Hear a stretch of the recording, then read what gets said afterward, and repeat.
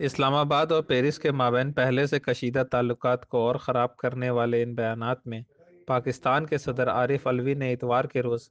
France کی سیاسی قیادت سے مسلمانوں کے خلاف امتیازی سلوک کو قانونوں میں شامل نہ کرنے سے خبردار کرتے ہوئے کہا کہ اس طرح کے اقدامات نفرت اور تنازعات کی شکل لے گی اور سنگین نوعیت کے دباؤ کا باعث بنے گی۔ صدر کا یہ بیان منگل کو فرانسیسی پارلیمنٹ کے ایوان زیریں کی بھاری اکثریت سے منظور کردہ انسداد بنیاد پرستی بل کے حوالے سے سامنے آیا ہے، جس سے مساجد کی نگرانی کو تقویت ملے گی۔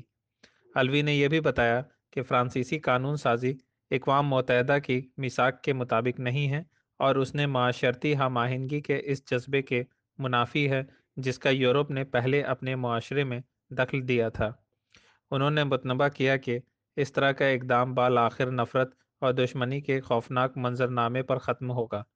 پچھلے سال فرانس اور پاکستان کے درمیان تعلقات خراب ہوئے جب پاکستانی قیادت نے فرانسیسی حکومت اور صدر ایمانوئل میکرون پر حضرت محمد کی تصویر سازی کی مذمت نہ کرنے پر تنقید کا نشانہ بنایا۔